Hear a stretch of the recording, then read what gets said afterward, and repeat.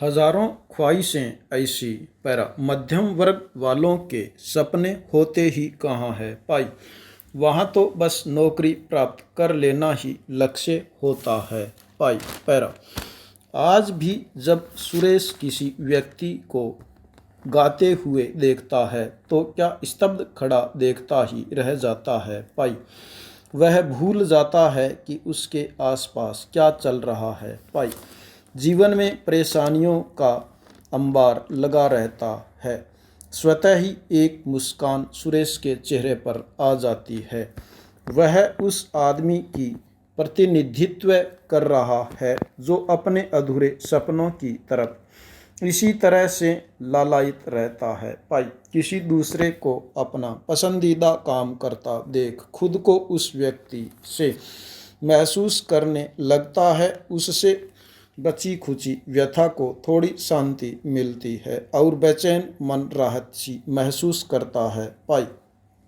Para Suresh के मन में भी गायक बनने का ख्वाब कभी तो रहा ही होगा। इसी कारण काम करते करते भी गाने गुनगुनाने लगता है।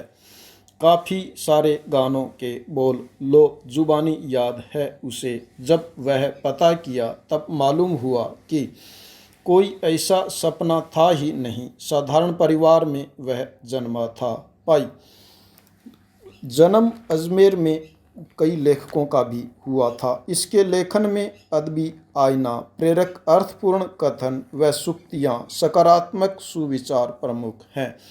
ये कृतियाँ निराश, हताश, अवसाद, तनाव से ग्रस्त व्यक्तियों को जीवन देने वाली होती हैं। जीवन का सार छुपा है वाधवानी की सूक्तियों में। इस कृति की हर सूक्ति नैतिक मूल्यों की शिक्षा देती है। एक अच्छे समाज के निर्माण के लिए आज इन सूक्तियों की आवश्यकता है। प्रसिद्ध कवि डॉक्टर हरिओम पंवार कहते हैं, हरि भजो हरो वाधवानी की हर सूक्ति मानव को सकारात्मक विचारों से भर देती है पाई। पैरा मोनिका ने अपनी सहेली को बाजार में देखा तो उसने आवाज़ लगाई, अरे सुषमा कहाँ जा रही हो, मेरी बात सुन। बस जरा बाबूजी के लिए एक अच्छा सा छाता और माँ के लिए कोटा डोरिया वाली साड़ी ले लूँ। फिर हम चलकर पास के रेस्टोरेंट में कॉफ़ी पीते हुए बात करेंगे पाई। नेक्स्ट लेखक ने सूक्तियों के माध्यम से बताया कि मेहनत की कमाई का स्वाद ही अलग होता है। परिश्रम पारसमणि है, पुखराज है। धनवान कौन होता है जिसका खर्च कम और आमदनी ज़्यादा हो। घर के लड़ाई झगड़े से नींव हिल जाती है। इसलिए परिवार में प्रेम से रहो, लड़ो मत। इस तरह के कई सामाजिक विषयों पर लेखक ने अपने विचार बड़ी ही सादगी से रखे हैं। पुस्तक की भाषा शैली मौलिक व विशिष्ट है जो पाठक को प्रभावित करती है। नेक्स्ट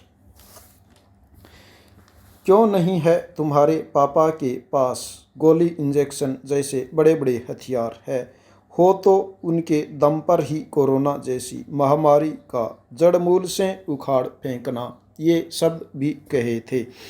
इंजेक्शन और गोलियां तो बहुत छोटे होते हैं। डिम्पल ने फिर सवाल किया। माँ मुस्कुराने लगी। नेक्स्ट दिल्ली की संसद का उच्च सदन राज्यसभा अपना 40% काम करने का समय सार्वजनिक महत्व के मसलों पर व्यतीत करती है, जबकि 32% हिस्सा एग्जीक्यूटिव की जवाबदेही तय करने और 28% कानून बनाने में बिताती है।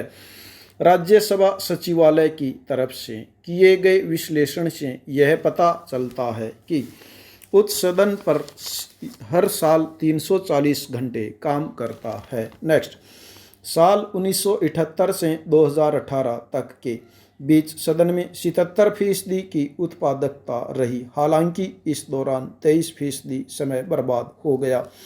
उच्च सदन की तरफ से समय के उपयोग का यह पैटर्न राज्यसभा सचिवालय की तरफ से 1978 से 41 साल की अवधि के लिए किए गए विश्लेषण का एक परिणाम है, जिसके लिए आवश्यक डेटा उपलब्ध है पाई। नेक्स्ट यह विश्लेषण राज्यसभा के सभापति नायडू की तरफ से सदन में अपने 3 कार्यों विधायी निरीक्षण और विचार विमर्श पर खर्च किए गए समय का विवरण जानने के लिए किया गया था। पाई नेक्स्ट।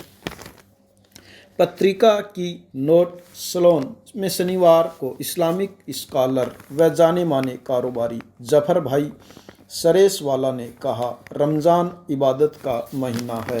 पाई नेक्स्ट। ऑस्ट्रेलिया के पूर्व तेज गेंदबाज ब्रेट ली का मानना है कि विराट कोहली ऐसे बल्लेबाज हैं जो कि क्रिकेट के भगवान सचिन तेंदुलकर का रिकॉर्ड तोड़ सकते हैं। ली ने क्रिकेट कनेक्टेड कार्यक्रम में कहा, हम यहाँ शानदार रिकॉर्ड की बात कर रहे हैं और जिस तरह से उनका पिछले 7-8 साल का क्रिकेट कैरियर रहा है तथा जिस तरह से वह आगे बढ़ रहे हैं उसे देखते हुए वह निश्चित रूप से इसे हासिल कर सकते हैं। नेक्स्ट। पाकिस्तान महिला क्रिकेट टीम की पूर्व कप्तान सना मीर ने शनिवार को अंतर्राष्ट्रीय क्रिकेट से संन्यास लेने की घोषणा कर दी है। नेक्स्ट। लोकसभा अध्यक्ष बिरला की राज्य विधानमंडलों के पीठासीन अधिकारियों के साथ हुई वीडियो कॉन्फ्रेंस के दौरान लिए गए फैसले के अनुसार लोकसभा सचिवालय ने एक नियंत्रण कक्ष स्थापित किया है। इसका मकसद कोविड-19 का मुकाबला करना है। इसके जरिए तुरंत सहायता पहुंचाने के लिए सांसदों, विधायकों और आम जनता के बीच शीघ्र संपर्क स्थापित करने में सहायता करना है।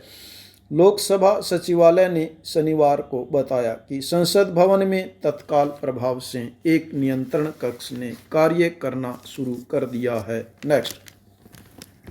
उत्तर कोरिया के शासक किम जोंग उन के स्वास्थ्य को लेकर विरोधाभासी खबरों के बीच डॉक्टरों का एक चीनी दल प्योंगयांग पहुंच चुका है। कहा जा रहा है कि किम की हालत नाजुक है और चीन के डॉक्टर सलाह देने के लिए भेजे गए हैं। हालांकि किसी ने किम जोंग के स्वास्थ्य के संदर्भ में इस यात्रा का कोई संकेत नहीं दिया है।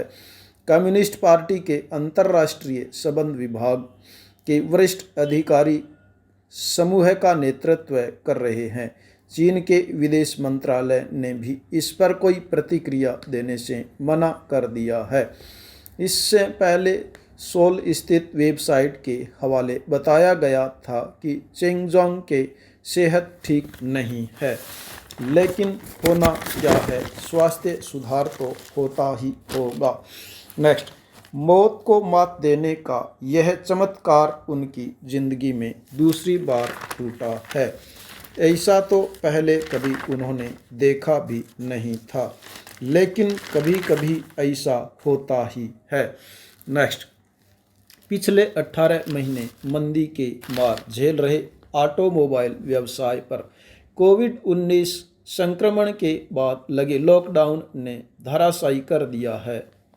इस व्यवसाय की प्रकृति को देखते हुए अगर समय रहते सरकार ने कोई उचित कदम नहीं उठाए तो यह इंडस्ट्री संकट में आ सकती है। करीब 1000 करोड़ रुपए का वार्षिक रेवेन्यू राजस्व देने वाले इस व्यवसाय की आस अब सरकार से आस बंधी हुई है।